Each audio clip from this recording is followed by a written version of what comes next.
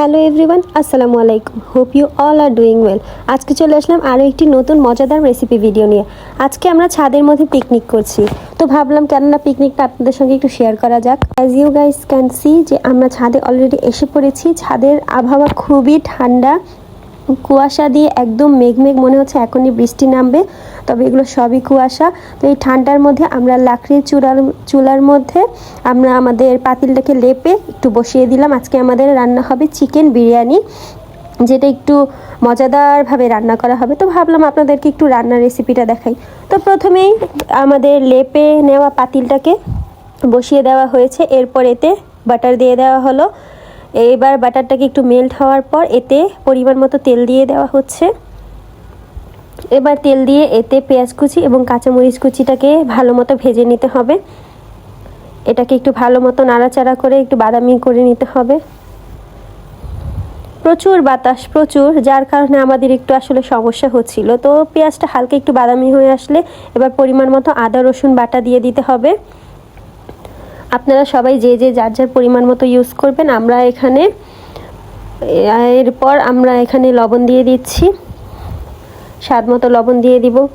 আর যেটা বলছিলাম যে ছাদের মধ্যে প্রচুর বাতাস ছিল, যার কারণে আমাদের লাকড়ির চুলার যে আগুনটা ছিল বারবার নিভে যাচ্ছিল। আমাদের খুবই প্রবলেম হচ্ছিল এই বাতাসের মধ্যে লাকড়িগুলোকে জ্বালাতে, তো প্রচুর কষ্ট করতে হয়েছে।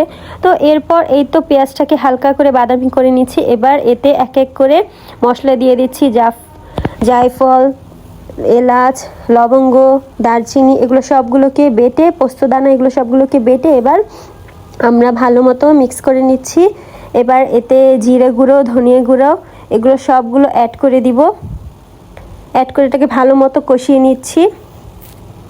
এবার একটু কষিয়ে নেওয়ার পর এতে আমাদের যে চিকেনগুলো ছিল, চিকেনগুলোকে দিয়ে দিচ্ছি। আপনারা চাইলে চিকেন ম্যারিনেট করে নিতে পারেন, তবে আমরা ম্যারিনেট করিনি, এভাবেই দিয়ে দিচ্ছি র চিকেনটাকেই।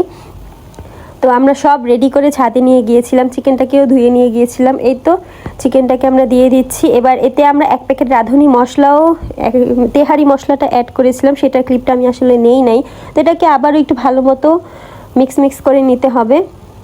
কষিয়ে নিচ্ছি, তবে পুরোপুরি কষাবো না, হালকা জাস্ট একটু হালকা কষাবো। হালকা কষানো হলেই এতে আলু দিয়ে দিচ্ছি, সুন্দর করে পিস করে, ছোট পিস করে। বিরিয়ানির মধ্যে তো ছোট পিস আলুই হয়। তো এবার আলু অ্যাড করে এটাকে আরও ভালো মতো আমরা একটু কষিয়ে নিব। আলু আর চিকেনটা ভালো মতো কষিয়ে নিচ্ছি।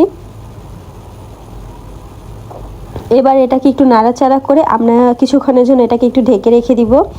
এবার এটা হতে হতে আমরা একটু চালটাকে ধুয়ে নিচ্ছি। তো আমরা এখানে 2 কেজি চাল নিয়েছিলাম, তো সেই অনুযায়ী আমরা সব পরিমাণ অ্যাড করেছি।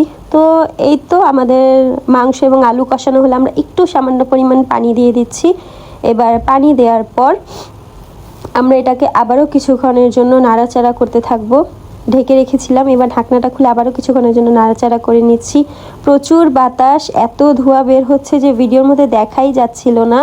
আর এত বাতাস, আমরা শীতে সবাই একদম কাঁপছিলাম, জাস্ট এত তাপ, এত শীতের তীব্র বাতাস। তো এরপর আমরা একটু টেস্টিং সল্ট দিয়ে দিচ্ছি। তো টেস্টিং সল্ট দিয়ে আমরা আবার একটু নাড়াচাড়া করে নিব। আমি আবারও বলছি, আপনারা আপনাদের পরিমাণ মতো সবগুলো মশলা অ্যাড করবেন এখানে। এবার আমরা এটাকে একটু নাড়াচাড়া করার পর এতে আমরা যে চালটা ধুয়ে রেখেছিলাম সেই চালটা অ্যাড করে দিচ্ছি। সুন্দর মতো চালটা দিয়ে এবার এটাকে একটু মিক্স করে এতে যে কাঁচামরিচ আরও অ্যাড করে দিচ্ছি, কারণ আমরা প্রচুর ঝাল খাই, তার জন্য আমরা একটু কাঁচামরিচ বেশি দিয়েছি। এবার দিয়ে আমরা ভালো মতো এটাকে একটু মিক্স করবো, যেন চাল, মাংস এবং আলু আর মশলাগুলো একসাথে মিক্স হয়ে যায়। এবার আর বারবার চুলার তাপটাও দেখছিলাম যে ঠিক আছে কি না।